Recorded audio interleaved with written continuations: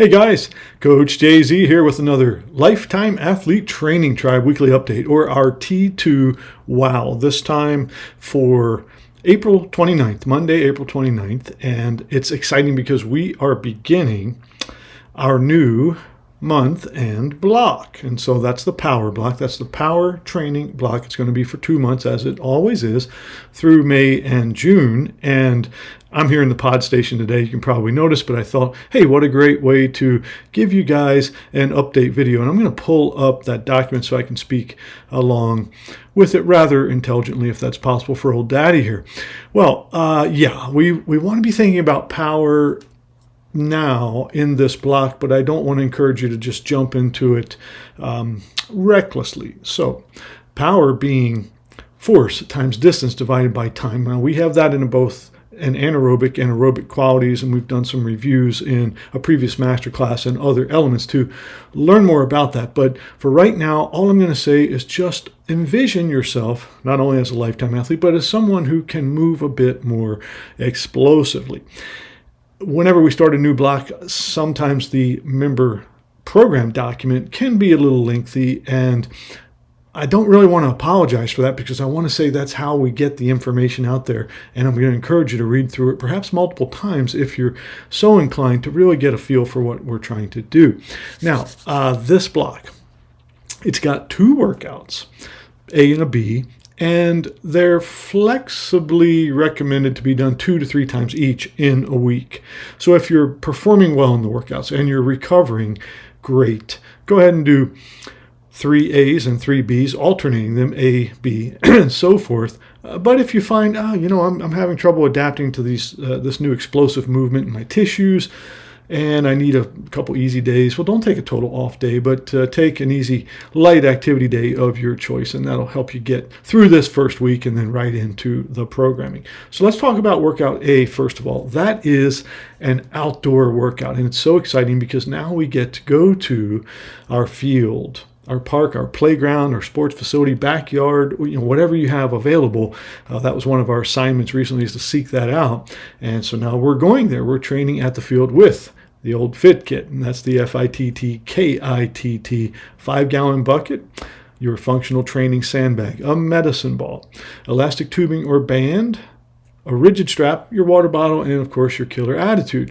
That FittKit can sit in a corner of a room, a garage, a closet, in the back of your vehicle. Doesn't matter, but it's going to be mobile for a number of workouts that we're doing all summer long.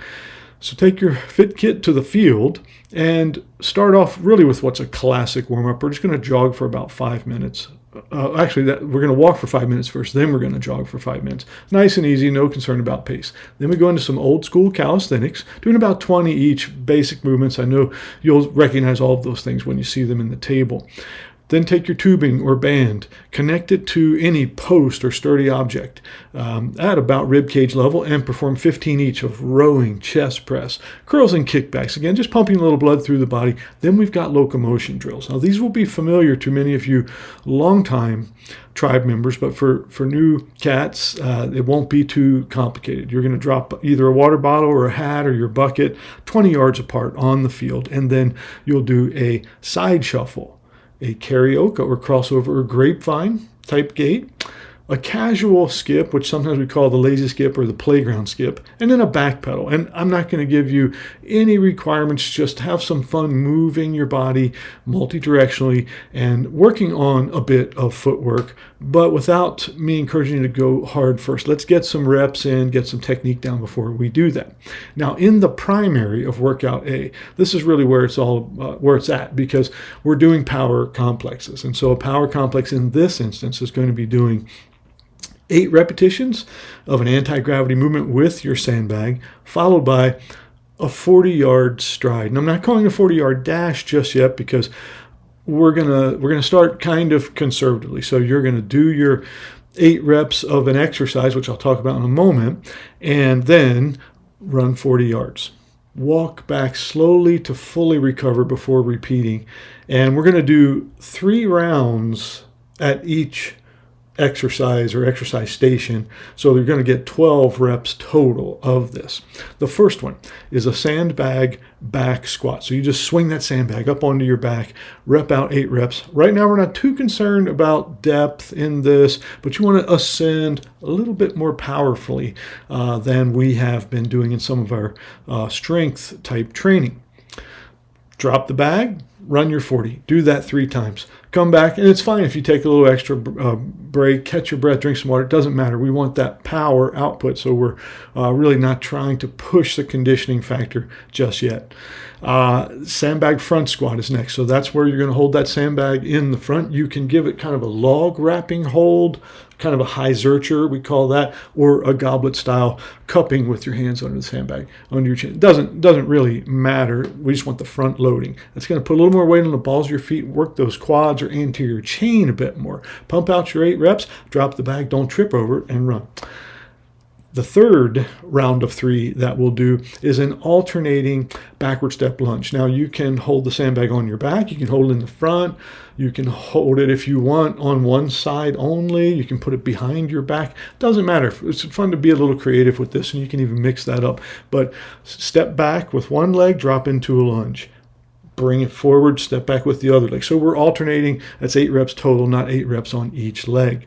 Drop the bag and run. Finally, we're going to do probably one of the exercises this week that can throw some of us off, and that's the sandbag clean pulls. So a clean pull is a power clean combined with a high pull. And what you're going to do is you're going to put that sandbag on the ground in front of you. You're going to bend down, grabbing the handles, and then using powerful hip thrust, you're going to accelerate that bag vertically.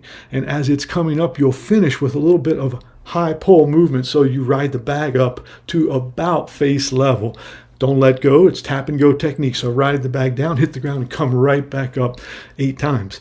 Drop it and run. This is great work, but you're going to find it's a different type stimulus than what we've been doing. So again, dose it carefully, listen to your body, err on the side of conservatism this first week. Then we go to medicine ball throws. Those, everybody loves those. I do especially. We have a number of them that you're going to get after. You're going to do a chest pass. You're going to do a forward underhand, forward overhead, left side chuck, right side chuck, and of course the backwards overhead. So you set your 20 yards up, and it's a couple of throws probably to progress your ball the 20 yards, and have some great fun with that. Now we'll finish with a dynamic series of dynamic strap-based stretches. These are things we've done before. You'll recognize the video. In fact, I'm not going to make this video any longer than it is me talking so much. I'm just going to do a speeded up video showing you those strap stretches as a reminder, about a minute each. Again, just to limber up. A great field session. Won't take too long, but don't feel like you have to double or triple it up. We don't want to do more right now. We want to have higher quality. So less volume, a bit more intensity. You want to wrap our minds around that, and I'm sure you'll do fine with it. Okay, now we go to workout B. It's probably not a true recovery workout because it has elements of aerobic conditioning, which is fairly easy. It's got some resistance training used as recovery and nourishment, but it still is resistance training. And then we've got a mobility flow, and again, one that you'll recognize. There's so many ways to do those things. But for your cardio, let's try to go low impact here. So it could be walking, might not be running for most people because we're really hitting the legs hard on the A workout. So for the B, we want to do walking, cycling, elliptical, rowing, swimming, water running, things like that if you have them available. Of course, everyone has walking available. 20 minutes, keep it in zones 1 to 2. We use that 5-zone model. 1 is recovery, 2 is aerobic or endurance fitness. You're definitely not panting. You can carry on a full conversation while exercising. So that's what you're looking for there. Now, in the functional circuit, we're using self-selected light to moderate weight. So not necessarily percentages of 1RM or any of the other technology that we sometimes use. Now we're just saying pick something that's fairly light to moderate because you're going to do 20 reps each. Now that's a modification of sports scientist Dr. Michael Yesis's programming, and it's a method to allow athletes to use resistance training to work on motor skills and preserve functional pattern competency without beating yourself up too much. So you're going to do some different movements. I think you'll recognize all of them. I'll just mention them really quickly here. You've got unilateral pull downs, and that can be done in elastic fashion if you don't have a machine available. Still works very, very well. We've got a landmine press, same thing. You can rig that up, and I've got some instructions in the text, which will be redundant from what you've seen previously. We've got the kettlebell swing, and lately I've become less of a fan of the swing because I see a lot of fitness influencers recommending that people use a snappy, hard hyperextension lockout on the knee, and that's biomechanically inappropriate for human anatomy. So keep the knees a little soft. Swings will be okay. Goblet squats. We're doing a ton of anti-gravity leg work on the A's, so we're just doing a little bit of squatting here, almost to limber back up. Elevate your heels, use a board or a ramp, and again, think of this more as range of motion restoration than it is trying to elicit a breakdown stimulus. A couple of hang cleans. So those, let's talk about those for a moment with the dumbbells. A dumbbell hang clean just simply has those dumbbells at your sides, at the top of your thighs, in the hanging position where the arms are hanging.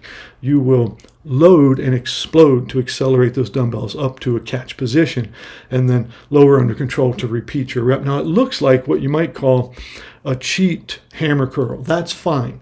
The weight you'll be able to move with this leg-driven initiation is actually heavier than you'd use for a curl, but we want to keep it light for the cleans, if that makes any sense. And we'll finish out with some Russian twists. A lot of variations there. I prefer the one where you're sitting, knees bent, feet flat, leaning back only slightly, and then you're rotating with your medicine ball. But I don't think you should rotate all the way and touch the ground. That seems to put the spine in a bit of compromise. Then we go into that mobility flow, and that's going to be in this video. You can go through. Again, I'll speed it up, throw a little music in there so that you're not having anything but a positive experience, which is all I ever want for you guys. And yeah, that's what we're looking for this week. And so my expectations, and I hesitate to use that word, they're not extreme. I want you to have fun with this. Let's break into it. Nobody's going to get injured. And I hope, and I do anticipate, you're going to have some questions, because there are just a lot of things to work on here. So member submissions in the app. Just shoot me a question or comment, a picture, a video clip, whatever it is that you think is going to help your progress here, and I'll provide the coaching advice that is indicated. Also, coming up, there's a little bit of a surprise I've got to mention for you guys.